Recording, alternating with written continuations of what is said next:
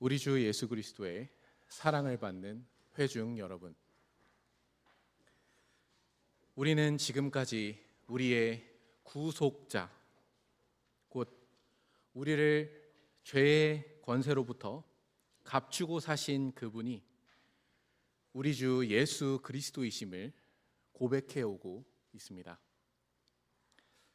2주 전에는 주, 예수, 이 두 칭호의 사이에 있는 지극히 높은 고도와 지극히 낮은 저도를 경험하면서 우리의 구속자께서 참 하나님이시자 참 사람이심을 고백하였습니다.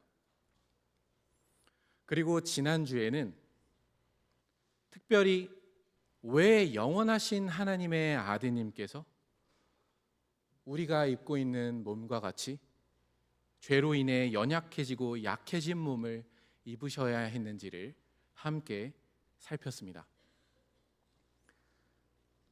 성육신, 하나님의 아드님께서 사람의 육신을 입으신 이 특이한 사건을 특별히 우리는 히브리서의 본문과 함께 살폈습니다. 우리는 거기서 성육신을 중심으로 한 하나님 아버지의 합당하심과 아드님의 마땅하심을 배웠습니다. 만물의 목적, 이 세계의 모든 피조물들이 예배하기 위해 계신 분, 우리의 하나님 아버지께서는 또한 만물이 말미암는 분으로서 이 세계의 모든 것이 존재하게 하시는 근거가 되십니다.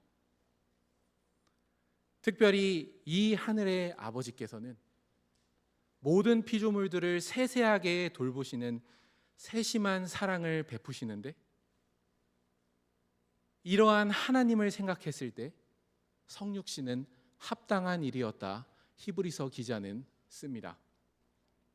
왜냐하면 우리와 같이 연약한 몸을 입고서 고난을 먼저 받으셔야 연약한 몸 안에서 하나님을 섬기는 우리를 세심하게 돌보실 수 있기 때문입니다. 이렇게 자신이 지은 모든 피조물들을 아끼시고 돌보시는 하나님께 그분께서 가장 사랑하시는 아들들을 위해 아드님을 고난을 통해 온전하게 하시는 일이 참으로 합당하고 합당했다 합니다. 동시에 아드님께서도 사람의 몸을 입으시는 것을 마땅하게 생각하셨습니다. 하나님 아버지를 바라보시면서 우리와 같은 죄인들을 내 동료다, 내 형제다 부르시는 것을 부끄러워하지 않으시는 아드님께서는 이 연약한 몸 안에서 살아가는 우리를 깊게 이해하시며 돌보실 뿐 아니라 우리를 죽음의 권세에서 해방하시려고 죽음의 두려움에 매여 사는 불쌍한 인생인 우리를 구원하시려고 우리의 몸을 입고 우리의 자리에서 죽으시고 부활하셨습니다. 이렇게 우리는 하나님 아버지의 합당하심과 아드님의 마땅하심을 통해 일어난 사건인 성육신의 사건을 곰곰이 생각해 보면서 더욱더 성부 하나님과 성자 하나님을 노래하고 즐거워하는 자리로 나아가게 됩니다. 그러므로 다음의 말씀에 기쁘게 아멘 합니다. 하나님이 세상을 이처럼 사랑하사 독생자를 주셨으니 이는 그를 믿는 자마다 멸망하지 않고 영생을 얻게 하려 하심이라. 아멘. 오늘은 그동안 계속 반복되었었는데 잘 살피지 않고 넘어간 우리 구속자의 마지막 명칭에 대해서 살피고자 합니다. 곧 그리스도입니다. 21문답에서도 하나님께서 선택하신 자들의 구속자는 우리 주 예수 그리스도라고 고백하였고, 22문답은 아예 질문에서부터 하나님의 아들이신 그리스도께서 어떻게 사람이 되셨는지를 묻습니다. 그러니 이제까지 이 그리스도라는 말은 계속해서 나오고 있었습니다. 이제 그동안 아껴두었던 이 복된 이름에 대해서, 그리고 이 복된 직분에 대해서 함께 고백하고자 합니다.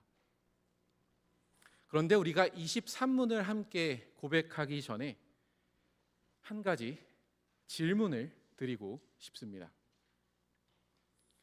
우리가 구속, 곧 죄로부터 값주고 사심을 받아서 다시금 하나님 앞에서 즐겁게 살아가는 자녀가 되기 위해서는 무엇이 필요하다고 생각하십니까? 조금 더 짧게 질문을 바꾸어 드리면, 여러분이 구원받기 위해서 필요한 것은 무엇이라 생각하십니까? 이 앞에 시계가 있는데요, 정말로 한번 생각해 보시기를 바라는 마음에서 10초 동안 가만히 있겠습니다.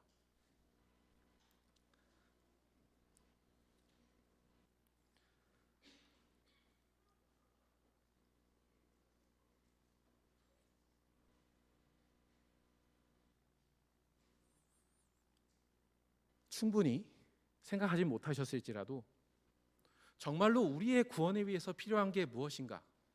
이 질문을 가지면서 23문을 함께 고백했으면 좋겠습니다. 23문을 함께 고백하겠습니다. 23문. 그리스도께서 우리의 구속자로서 무슨 직분을 행하십니까? 답. 그리스도께서는 우리의 구속자로서 선지자와 제사장과 왕의 직분을 낮아지고 높아지신 두 지위에서 행하십니다. 그리스도라는 말은 우리가 교회를 다니면서 정말로 많이 들은 말입니다. 심지어 오늘 오전 강설에서도 들었습니다. 다 아시는 대로 그리스도는 기름 부음을 받은 자, 곧 성신 하나님을 선물로 받은 사람입니다. 그런데 여기서 한 가지 질문을 더 하는 것이 그리스도를 이해하는 데 도움이 됩니다. 여기서 우리 요리문답 23문에서도 질문을 보면 그리스도께서 우리의 구속자로서 무슨 직분을 행하시는지를 묻는데요, 이 직분이라는 말은 그 어원을 좀 생각해보고 라틴어나 영어를 생각해보면 사실 공무원이라는 말과 가장 비슷한 것 같습니다. 공무, 한 나라의 일로서 그 나라의 모든 구성원들을 위해서 해야 하는 일.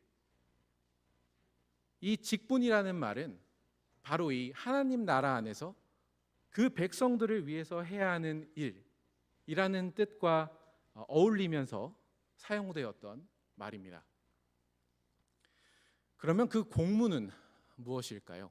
도대체 왜 그리스도께서는 성신을 받아야 하는 것입니까? 바로 이 질문 앞에서 우리가 신앙 고백을 배우는 유익을 계속해서 누리게 됩니다. 먼저 23문을 자세히 보시면은 그 질문부터 우리라는 말이 나옵니다. 그리스도께서는 바로 우리의 구속자로서 무언가를 행하시는 분입니다.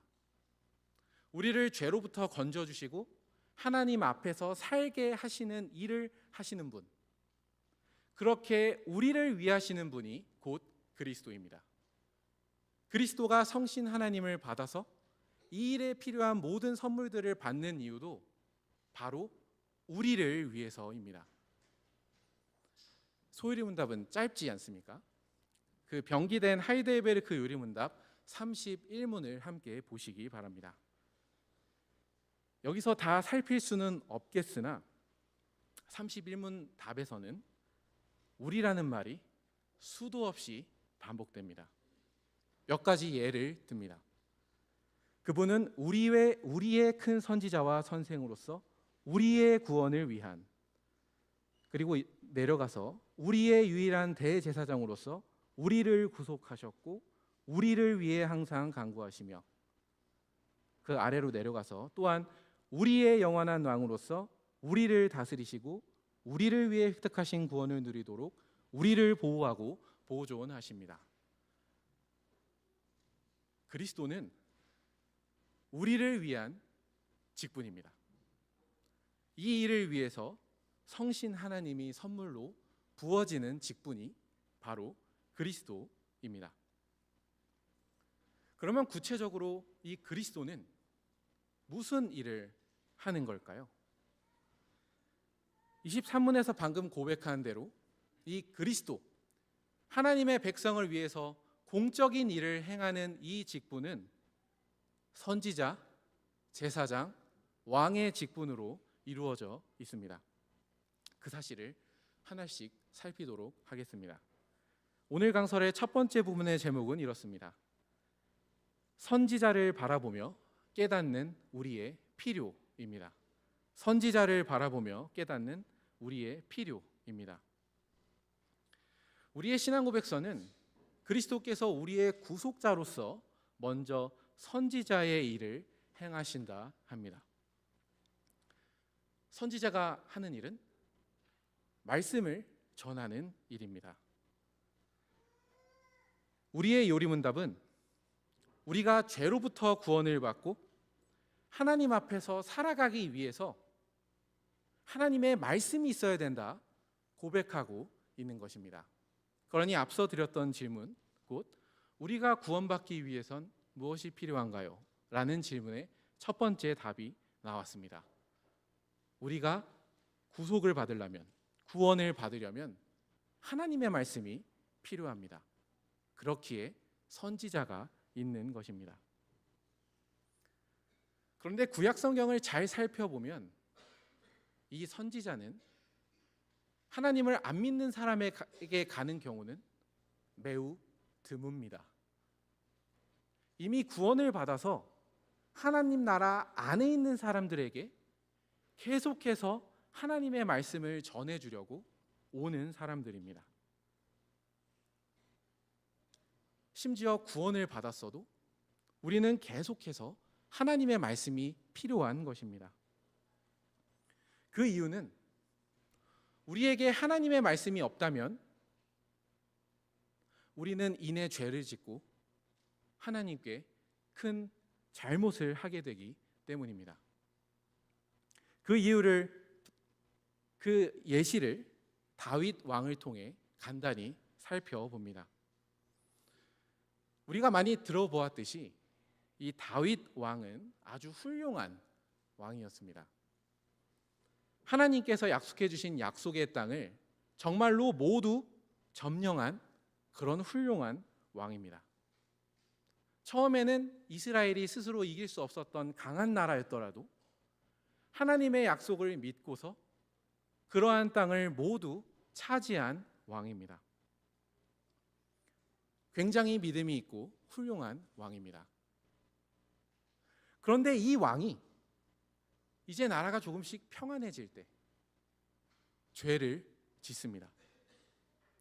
다른 사람의 아내를 빼앗은 겁니다. 그리고 그 자신의 죄, 다른 사람의 아내를 빼앗은 그 자신의 죄를 덮기 위해서 그 빼앗은 아내의 원래 남편을 죽입니다. 그리고 그 부하들도 함께 죽여버립니다. 다윗은 다른 사람의 아내를 뺏는 그 죄를 저지른 것도 모자라 그것을 덮으려고 다른 그 아내의 남편을 죽이면서 자신의 죄를 회개하지 않았습니다. 자신의 죄를 덮었습니다. 스스로 자신의 죄를 인정하려는 생각이 없었습니다. 다윗같이 훌륭한 왕이더라도 이내 자신을 의지하고 살아가게 된다면, 그 나라의 가장 훌륭한 사람이라도 사람이라면 자신을 의지할 때 이렇게 망할 길로 들어서는 것입니다. 이 다윗을 그대로 두었다면 다윗은 하나님께로부터 끊쳐져서 망할 길로 갔을 것입니다. 그러나 하나님의 나라를 사랑하시고 그 나라의 왕으로 두신 다윗을 사랑하신 여호와 하나님께서는 다윗이 그렇게 죽도록 내버려 두지 않으셨습니다. 바로 이 왕에게 하나님의 말씀을 들려주기를 원하셨습니다. 그래서 나단이라는 선지자를 보내어 주십니다. 그렇게 하나님의 말씀을 가지고 다윗 왕을 찾아간 이 사람을 통해서 자기 스스로는 비참하게 죽을 수밖에 없는 이 왕을 살리시려고 한 것입니다. 그런데 여기서 우리는 한 가지 아주 흥미로운 사실을 보게 됩니다. 나단 선지자가 하나님의 말씀을 들고 갈 때 당신 이런 죄 졌죠? 왜 숨겼습니까? 라고 이야기하지 않은 것입니다. 다윗의 상태를 알았습니다. 다윗은 스스로 자신의 죄를 인정할 수 없는 사람임을 이 사람 선지자는 알았습니다. 사람으로서 사람을 대하는 선지자로서 이 사람은 아주 지혜롭게 하나님의 말씀을 전합니다. 아주 가난한 사람이 있었다는 이야기로 시작합니다. 그 가난한 사람에겐 작은 암양 하나만 있었습니다. 그런데 어떤 부자가 자신에게 온 손님을 대접하기 위해서 자신은 소와 양이 셀 수 없이도 많으면서 바로 그 가난한 사람의 암양을 뺏었다 합니다. 그러자 다윗은 누가 묻지도 않았는데 먼저 말을 시작합니다. 여호와의 이름으로 맹세하면서 그 부자는 반드시 죽어야 한다고 큰 소리를 쳤습니다. 바로 그때 나단 선지자가 이야기합니다. 왕이시여, 그 부자가 바로 왕이십니다. 그렇게 자신의 죄를 덮고 있었던 다윗은 하나님의 말씀을 통해 자신의 죄를 인정합니다. 더 정확히는 성신 하나님께서 이 말씀을 써주셔서 그동안 덮고 있었던 죄를 인정하고 하나님 앞에 잘못을 고하게 한 것입니다. 그리고 여호와 하나님께서는 아주 큰 징계를 선언하셨지만 다윗의 죄를 용서하시고 덮어 주셨습니다. 사랑하는 어린이, 청소년 신자 여러분, 다윗 왕에게 보내주신 이 그리스도, 나단 선지자를 바라보면서 우리의 구원에 무엇이 필요함을 깨닫습니까? 우리가 구원받기 위해서는 하나님의 말씀이 필요합니다. 하나님의 은혜를 받았더라도 우리는 시시때때로 스스로의 죄를 직면할 수 없고 도리어 죄를 덮는 사람들이기 때문입니다. 그렇게 오히려 살아갈수록 하나님 앞에 심판받아야 될 이유들을 하나씩 추가하며 살아가는 사람들일 뿐입니다. 바로 이러한 우리에게 우리가 비참하게 죽지 않도록 선지자라는 그리스도를 보내어 주십니다. 그리고 그 말씀을 들려주시면서 너의 죄가 이것이다. 나에게 와라. 나에게 용서를 구하고 그 비참한 자리에서 얼른 도망쳐라 하고 말씀해 주시는 것입니다. 특별히 우리는 한 가지 사실을 더 기억합니다. 바로 이 그리스도, 다윗 왕에게 갔던 그리스도가 바로 사람이었다는 것입니다. 나단 선지자는 다윗 왕의 상태를 인간 대 인간으로 알았습니다. 그리고 그 사람에게 가장 필요한 방식으로 하나님의 말씀을 전했습니다. 사람에게 사람을 그리스도로 임명하셔서 하나님의 말씀을 전해주시는 것의 의미가 여기에 있습니다. 우리를 이해하지도 않고 심지어 우리의 나쁜 성향을 무시하지 않으시고 우리가 가장 잘 이해할 수 있는 방식으로 항상 그 사람을 대하는 사람으로서 하나님의 말씀을 전하게 해주시는 것입니다. 이것이 사람 그리스도를 통해 우리의 구원에 필요한 하나님의 말씀을 주시는 방식입니다. 오늘 우리도 마찬가지입니다. 지난 시간에 잘 배웠듯이 사람의 몸을 입고 높아지신 우리 주 예수 그리스도께서는 우리가 누구인지 아십니다. 우리가 얼마나 연약한지 아십니다. 그리고 그분이 쓰시는 이 사람 직분자도 그렇게 따뜻하고 친근한 하나님의 말씀을 듣고 회개한 사람이 그 말씀을 전하게 됩니다. 그러니 이 앞에 있는 사람 종은 자신을 보내신 참된 그리스도, 참된 선지자를 바라보며 내가 마주하고 있는 사람들의 상태를 예의주시하고 그 사람들의 마음에 하나님의 말씀이 닿도록 고민하며 전하게 됩니다. 그렇기에 우리는 더욱더 선지자라는 직분을 아끼고 사랑하게 됩니다. 우리의 큰 선생이시오 참된 선지자이신 그리스도께서 이 교회를 사랑하시기 때문에 여전히 이 예배 자리로 부르셔서 하나님의 말씀을 계속 전해주고 계시기 때문입니다. 선지자 그리스도를 바라보며 우리는 우리에게 말씀이 얼마나 절실한지를 깨닫는 동시에 그 선지자라는 직분이 우리에게 얼마나 사랑스러운 것인지를 다시금 깨닫게 됩니다. 두 번째 부분으로 넘어가겠습니다. 대제사장을 바라보며 깨닫는 우리의 필요입니다. 구약시대의 대제사장도 역시 사람이었습니다. 우리가 예수님을 향해서 그리스도를 많이 생각해서 그렇지 구약시대의 모든 그리스도는 반드시 한 가지 조건이 있어야 됩니다. 사람이어야 됩니다. 그리고 이 대제사장은 같은 동료 신자들을 충분히 이해하면서 자기도 같은 연약한 사람인 것을 인정하면서 이 사람들을 하나님 앞으로 데리고 나아갔습니다. 특별히 대제사장의 옷에는 아주 재밌는 두 부분이 있습니다. 이 가슴에 12지파의 이름이 보석에 박혀 있습니다. 이 마음 안에 자신이 섬겨야 할 회중이 담겨 있습니다. 가슴뿐만 아니라 이 양측의 어깨에도 6지파씩 자신이 섬겨야 할 지파의 이름이 보석에 박혀 들어 있었습니다.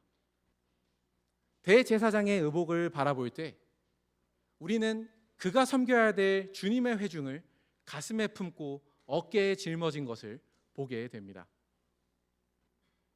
그렇게 그 대제사장은 이스라엘을 대표해서 하나님 앞으로 나아갑니다.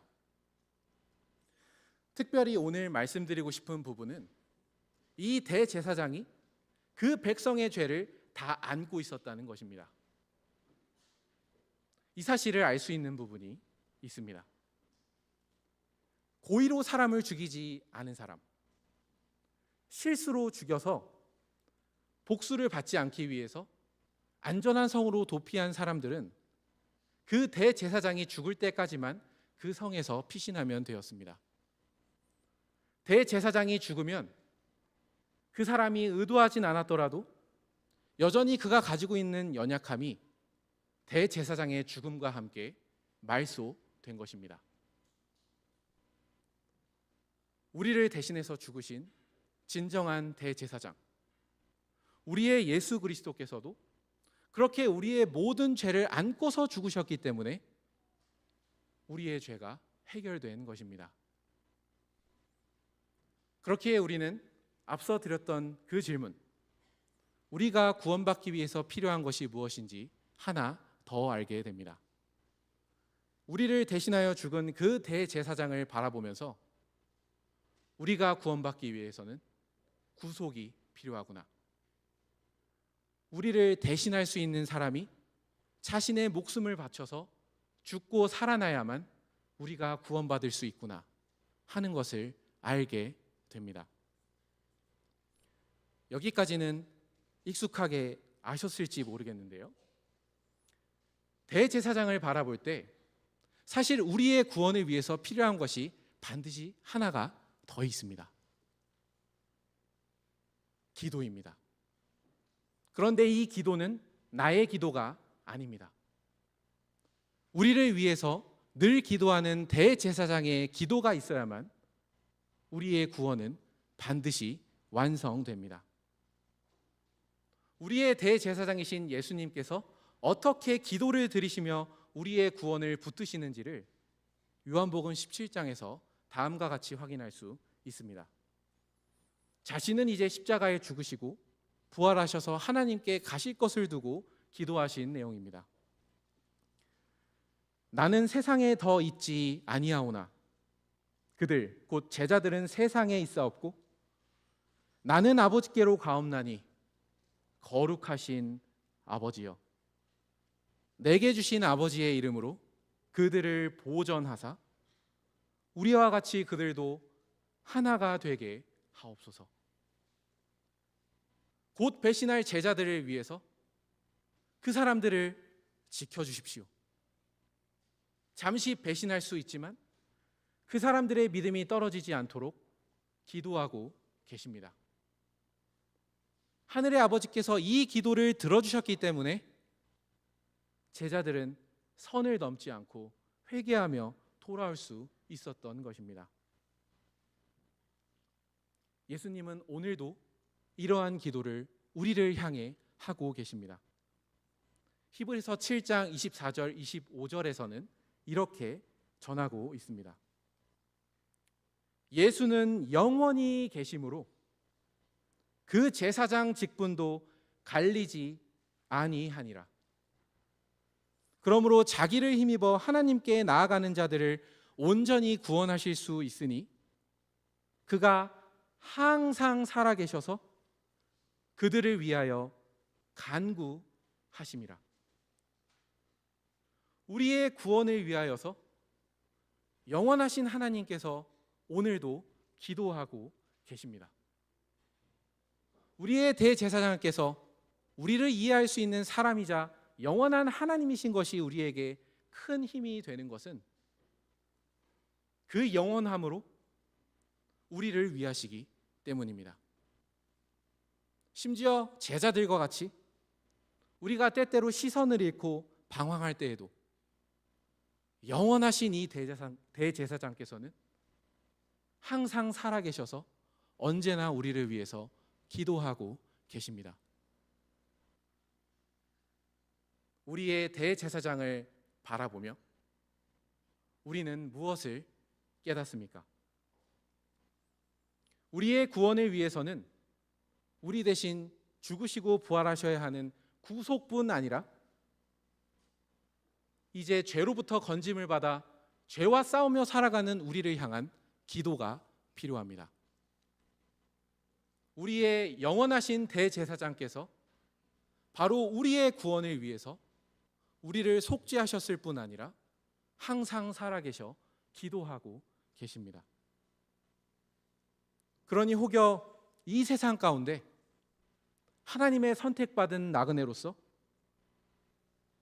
외로움과 소외감을 느낄 때에 늘 기억하시기 바랍니다.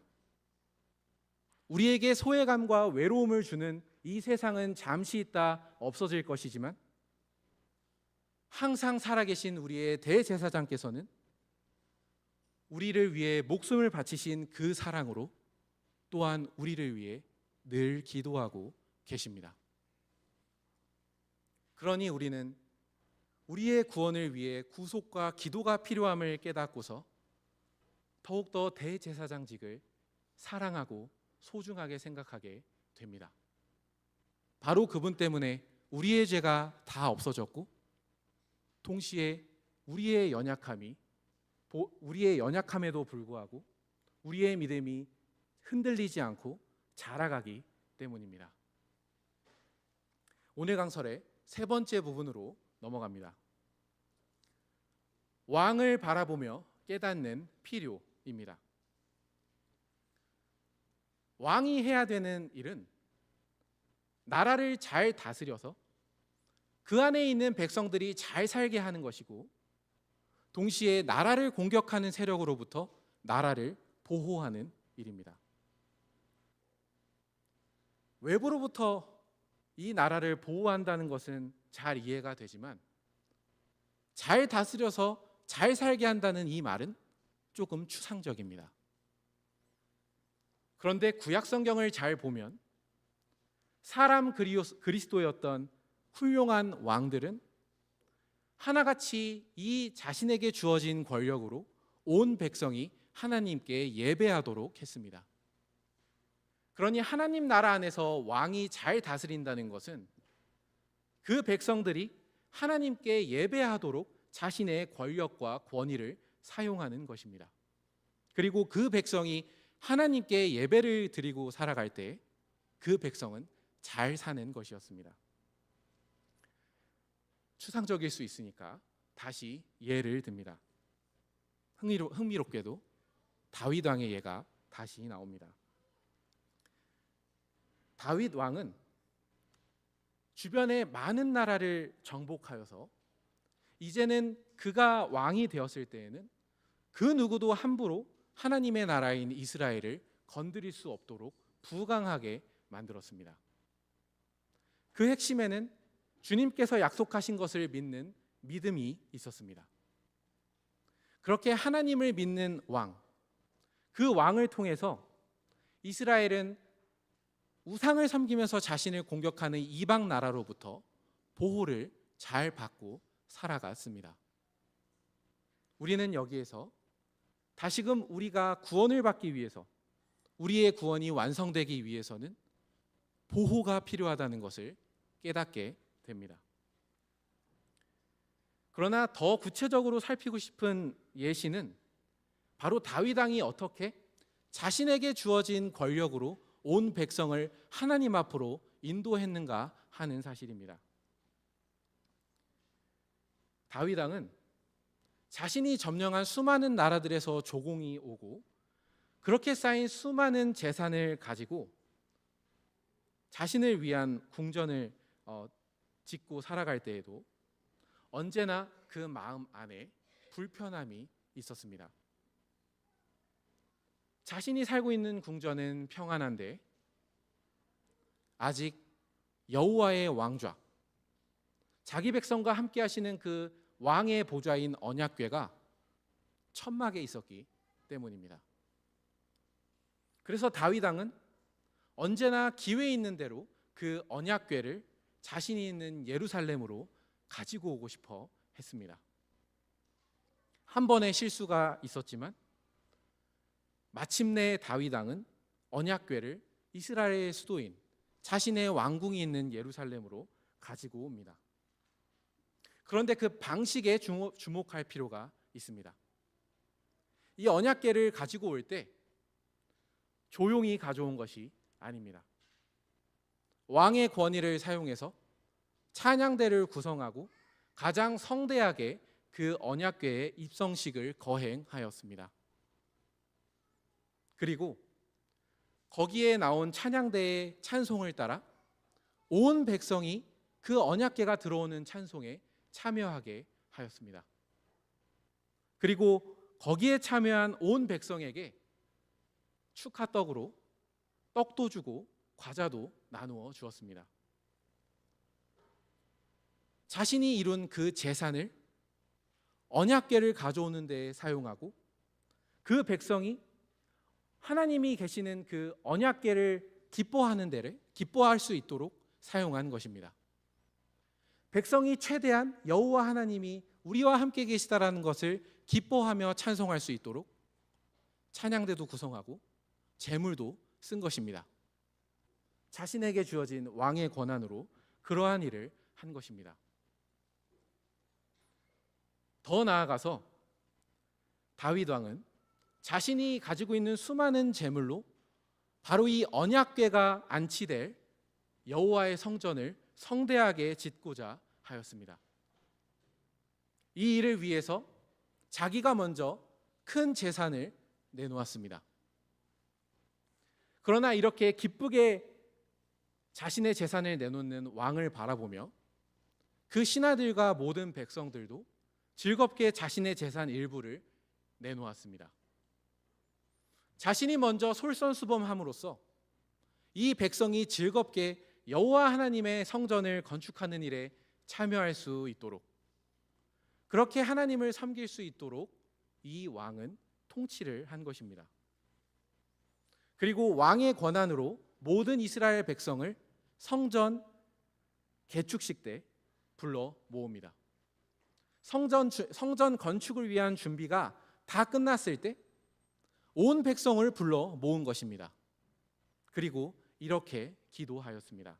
역대상 29장 17절의 말씀입니다. 나의 하나님이여, 주께서 마음을 감찰하시고 정직을 기뻐하시는 줄을 내가 아나이다.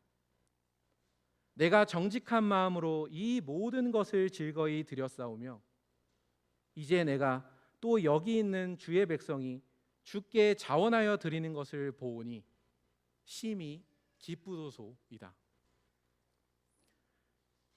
다윗 왕이 온 백성을 왕의 권한으로 불러 모아놓고 함께 드린 기도의 내용이 이렇습니다. 그 백성들은 이 왕의 기도에 참여하면서 하나님께 즐거이 예배를 드리고 즐거이 헌상하고자 하는 마음을 가지고 기뻐하였습니다. 그리고 그날 정말로 즐겁고 기쁘게 온 이스라엘이 예배를 드렸습니다. 사랑하는 유아세례 회원 여러분, 교회의 선물로 주어졌던 다윗 왕을 바라보면서 우리의 구원에 무엇이 필요함을 느낍니까? 우리는 먼저 교회를 대적하는 세력으로부터 보호가 필요합니다. 그렇기에 우리에게 왕이라는 직분이 필요한 것입니다. 다음으로 우리가 구원을 받기 위해서는 다스림이 필요합니다. 이 다스림이 무엇을 위한 다스림입니까? 하나님을 기쁘게 섬기게 하기 위한 다스림입니다. 다윗 왕이 언약궤를 예루살렘으로 들여올 때, 그리고 성전 준비가 끝났음을 알리는 그 행사를 진행할 때에도 이 왕은 자신에게 주어진 모든 권한으로 모든 백성이 하나님을 즐겁게 찬양할 수 있도록 모든 노력을 기울였습니다. 이처럼 우리에게는 하나님을 즐겁게 예배할 수 있게 하는 다스림이 필요합니다. 이러한 보호와 다스림이 필요하기에 하나님께서는 우리에게 왕이라는 그리스도직을 주신 것입니다. 오늘 우리의 왕이 누구십니까? 하늘에 있는 자들과 땅에 있는 자들과 땅 아래에 있는 자들이 무릎을 꿇는 그 왕은 누구십니까? 그 왕은 바로 우리 주 예수 그리스도이십니다. 그분이 하늘과 땅의 모든 권세를 받으시고 우리를 보호하고 계시기 때문에 우리가 이렇게 평안한 상태에서 주님을 즐겁게 찬양할 수 있는 것이고, 심지어 어려운 상황이 오더라도 우리의 믿음이 흔들리지 않을 수 있는 것입니다. 그 왕이 우리 각각을 보호하시고 우리 교회를 보호하고 계시기 때문에 우리는 이렇게 하나님께 즐거이 예배드릴 수 있는 것입니다. 더 나아가 우리의 왕이신 예수 그리스도께서는 하나님이실 뿐만 아니라 사람이십니다. 사람의 몸을 입고 죽기까지 순종하시고 부활을 경험하신 첫 번째 참된 사람입니다. 그렇기 때문에 이분은 자신의 몸을 바라보면서 기쁘게 우리에게 말합니다. 내가 주의 이름을 회중에게 선포하고 주를 교회 중에서 찬송하리이다. 자신이 먼저 하나님의 구원을 경험하고 그 구원의 즐거움을 느끼면서 우리에게 그 즐거움을 나눠주시면서 우리를 예배의 자리로 이끄시는 분이 바로 우리 주 예수 그리스도이십니다. 그렇기에 그리스도라는 직분은 얼마나 풍성한 직분입니까? 우리가 하나님 앞에서 계속 죄를 회개하며 그 은혜 가운데 살아가기 위한 말씀을 주는 직분이 그리스도입니다. 우리 대신 죽을 뿐 아니라 우리를 위해서 늘 기도하시는 분이 바로 그리스도이십니다. 우리를 보호하실 뿐 아니라 우리가 하나님께 바르게 예배를 드릴 수 있도록 다스리시는 분도 그리스도이십니다. 앞서 드렸던 그 질문, 여러분은 구원받기 위해서 무엇이 필요하다고 생각하십니까? 거기에 무엇이라고 답을 쓰셨든지 그 모든 답은 그리스도 한 분 안에 있습니다. 그분이 바로 우리 주 예수 그리스도이십니다. 이분이 어떻게 구체적으로 선지자직을 행하시고 대제사장직을 행하시며 왕직을 행하시는지는 이어지는 요리문답에서 더 자세히 살피도록 하겠습니다. 오늘 우리는 23문을 통해서 그리스도에 대한 고백을 하였습니다. 그래서 제 개인적으로는 한 가지 질문이 생겼습니다. 그리스도, 선지자, 대제사장, 왕, 이 직분이 한 번에 언급되는 성경이 있을까? 그리스도의 삼중직이라고 이야기를 하기 때문에 그 중자라는 건 중첩되어 있다는 뜻 아닙니까? 이 직분은 따로 떨어져 있는 게 아니라 그리스도 한 분 안에서 하나로 움직이는 직분입니다. 그러면 그 직분이 한숨에 언급되는 성경이 어디인 것입니까? 여전히 간접적이긴 하지만 오늘 본문으로 살핀 요한계시록 1장 5절입니다. 5절만을 조금 구체적으로 살피고 오늘 강서를 마치도록 하겠습니다. 요한계시록 5절은 요한계시록의 인사 가운데 있는 말입니다. 앞에서는 성부 하나님, 곧 이제도 계시고 전에도 계시고 장차 오실 이 성부 하나님을 언급하고 보좌 앞에 있는 일곱 영, 곧 성신 하나님의 충만하심을 언급한 다음에 요한계시록 1장 5절에서는 성자 하나님에 대한 언급을 가장 길게 합니다. 하나씩 살펴보겠습니다.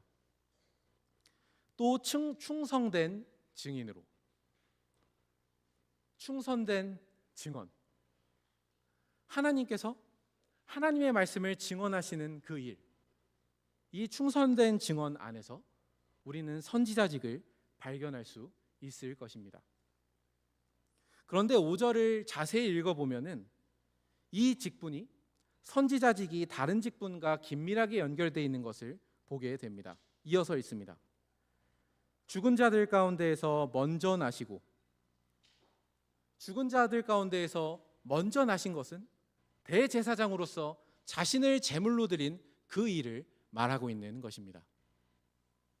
그러니 이 예수 그리스도께서 하시는 충성된 증언은 어떤 증언인 것입니까? 대제사장으로서 우리를 위해서 죽으실 정도로 신실한 사랑을 베풀어 주시는 분일 뿐 아니라 먼저 나셔서 부활의 몸을 입고 확신 가운데에서 우리에게 하시는 말씀입니다. 죽을 정도로 사랑하시는 그 대제사장께서 또한 우리를 위해서 부활하신 그 확실한 몸을 입고서 우리에게 소망을 주시는 말씀이 바로 이 충성된 증인으로서 곧 선지자로서 전하시는 말씀의 성격이 됩니다. 그러나 아직 5절은 끝나지 않았습니다. 이어서 읽겠습니다. 땅의 임금들의 머리가 되신 예수 그리스도로 말미암아 땅의 임금들의 머리가 되셨다고 합니다. 이 말은 빌립보서에서 언급드렸던 것 같이 왕 중의 왕, 곧 황제가 되셨다는 것입니다. 그러니 죽기까지 사랑하신 사랑과 부활의 몸으로 확신 있게 전하시는 이 말씀은 어명입니다. 우리가 듣기 좋으면 듣고 듣기 싫으면 안 들어도 되는 그렇게 가벼운 말이 아닙니다. 왕 중의 왕께서, 참된 왕께서 우리에게 어명으로 하시는 그 증언이 바로 충성된 증언입니다. 그런데 우리는 여기에서 한 번 더 생각합니다. 그리스도의 삼중직이 간접적으로나마 한 번에 언급된 이 성경이 누구에게 전해진 것입니까? 그리고 왜 전해진 것입니까? 그 이유를 전에도 한번 살핀 6절에서 알 수 있습니다.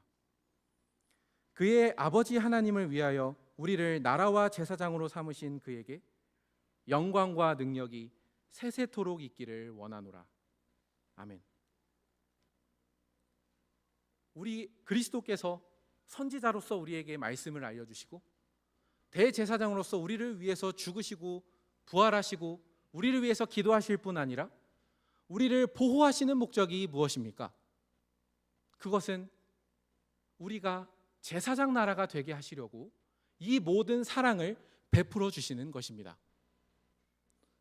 우리가 일상생활에서 하나님을 섬기고 모든 일에서 하나님을 인정하며 하나님의 뜻대로 살게 하시려고 그리스도로서 우리에게 충만한 사랑을 전해주시는 것입니다.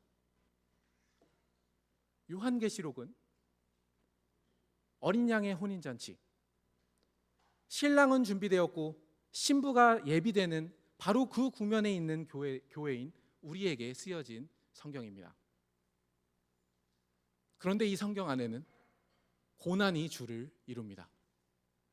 하나님을 믿기 때문에 당하는 여러 어려움들이 있습니다.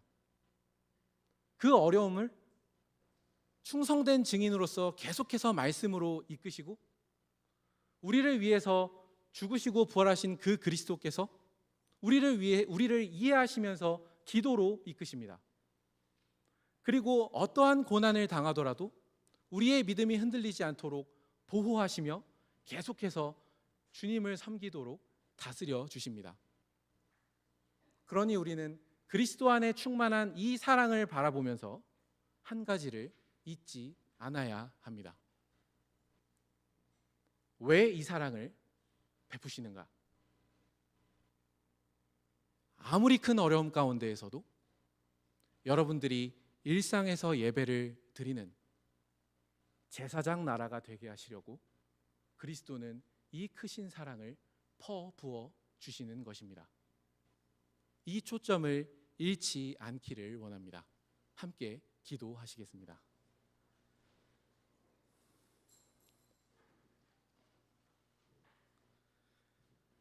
하늘에 계신 우리 아버지, 죄에 빠진 주님의 자녀들을 끝까지 포기하지 않으시고 사랑하셔서 그 죄인들을 구원하실 여러 직분들을 그리스도라는 직분 안에서 선물로 주신 것을 기억합니다. 구원을 받았더라도 시시때때로 죄와 싸우고 때때로 넘어지는 우리, 하나님의 사랑을 의심하는 저희를 위하여 말씀이 필요하기에 저희를 잘 아는 사람 선지자를 저희에게 보내어 주십니다. 그분이 곧 우리를 위해서 낮아지시고 높아지신 예수 그리스도이심을 믿고 감사드립니다. 무엇보다 죄인인 저희가 하나님과 다시금 화목하게 살려면 저희의 죄가 해결이 돼야 되는데 그 죄를 없애주시려 저희를 속죄해 주시려고 대제사장직을 저희에게 선물로 주신 줄로 압니다. 그리고 구원을 받았더라도 흔들렸던 제자들과 같이 저희를 붙들어 주시려고 그 능력 있는 기도로 저희를 붙들어 주시려고 대제사장직을 또한 선물로 주신 것을 기억합니다. 그 대제사장이 영원하신 하나님, 항상 살아계셔서 저희를 위하여 기도하시는 예수 그리스도이심을 믿고 감사와 찬양을 드립니다. 또한 여전히 이 세상의 마지막 날에 교회를 더 맹렬히 공격하는 원수들로부터 보호가 필요하고, 무엇보다 저희가 하나님을 기쁘게 찬송하고 예배할 수 있는 다스림이 필요하기에 저희에게 왕직을 주신 것을 기억합니다. 그리고 바로 그 왕께서 우리 주 예수 그리스도이심을 믿고 감사와 경배를 드립니다. 저희의 구원에 필요한 모든 것, 말씀, 구속, 기도, 보호, 예배를 위한 다스림, 이 모든 것이 그리스도 안에만 있다는 것을 기억하면서 저희가 더욱 예수 그리스도를 감사히 생각하고 소중히 생각하며 그분만을 의지하며 하나님께 예배를 드리는 제사장 나라가 되게 해주시기를 구합니다. 이러한 은혜를 저희 교회에도 베풀어 주시기를 구합니다. 우리 주 예수 그리스도의 이름으로 기도드렸습니다. 아멘.